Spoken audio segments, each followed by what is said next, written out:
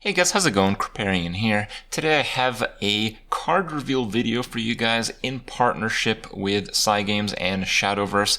They have a new expansion, Omen of the 10, coming up at the end of September, and it has some pretty exciting stuff, and I'm here to show you guys some new cards you have not seen before. So just before we get into that, the Omen of the 10 expansion has kind of like a theme where there's these like 10 super powerful beings, and they transcend their power to followers of lower rarities, and they have like themes and really cool effects, and it's pretty interesting stuff.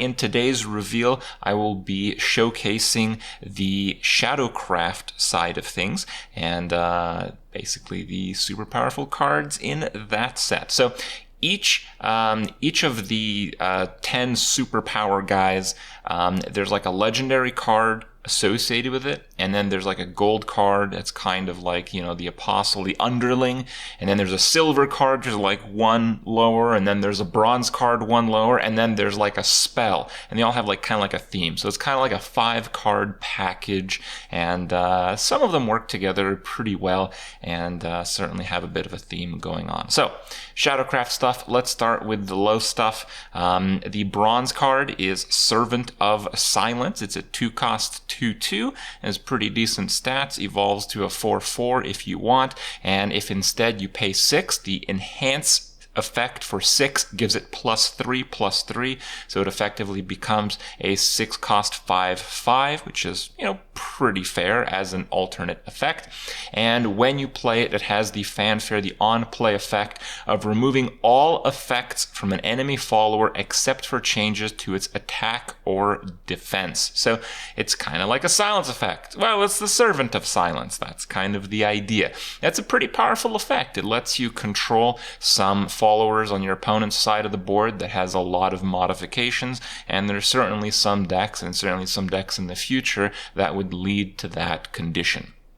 The next up, the next hireling here, the Disciple of Silence, is a 3-cost 1/4. It's a very defensively statted follower, and it has ward, so you have to hit it. And the fanfare is also an enhanced 6 effect with also +3/+3, so it gives you that flexibility. +3/+3 on a defensively stacked follower is generally a lot better because, well, it's going to be a 6-cost guy with 7 health, and 4 attack is usually good enough, especially if it's warding off, a bunch of followers that are smaller than it, which is typically what ward followers do. It also has a clash effect. Clash triggers when there's a combat happening, when its attacker is attacking. If the enemy follower has Storm or Rush, give it -2 attack. So if a bunch of guys come in and they have Rush or they have Storm, they try to knock you out of the game, the Disciple of Silence silences their attacks partly, and silences their ability to go face, certainly. So again, kind of like a theme. I think this is a pretty notably strong card, and should help the flow of more controlling Shadowcraft decks in the future.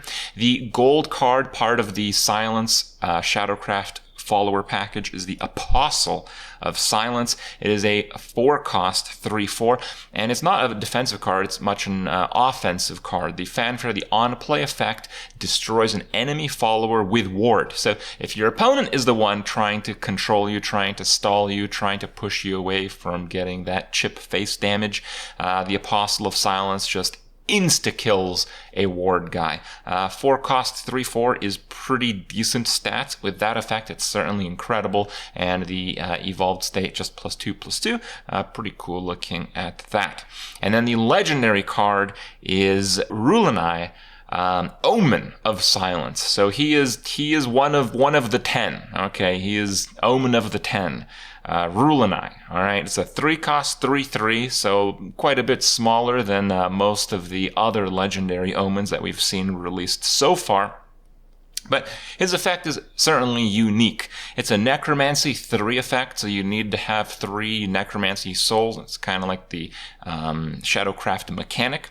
And if you meet that requirement when you play him, until the start of your next turn, spells in your opponent's hand cost 3 more play points. And with the fact that almost every combo available right now has some kind of spell or spell interaction, spell synergy. It has to play spells. Like all the combos right now, you have to use spells to actually pull off the combo. So it wards your opponent off from pulling off a combo at least for one more turn. That's a very big deal, as when you hit the late game in some of these competitive Shadowverse matches, turn by turn, you wonder when the end is coming. It can come very quickly, and Runai should ward it off, should silence one of these combos at least for another turn, and should be some pretty interesting effects if you can maybe repeat this effect by playing more copies of this Omen, or possibly having some kind of bounce effects. Some interesting stuff is possible there.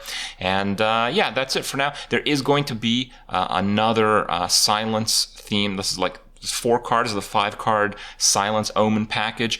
The spell is going to be revealed on the Shadowverse reveal website. I have a link for that below if you want to see what that's like, in addition to the other cards that have been revealed so far in the upcoming Omen of the Ten expansion. And, if you've played Shadowverse before, if you want to get into it again, if, you have a few decks laying around that you want to dust off and, start beating up some noobs, they actually have a pretty interesting tournament going on.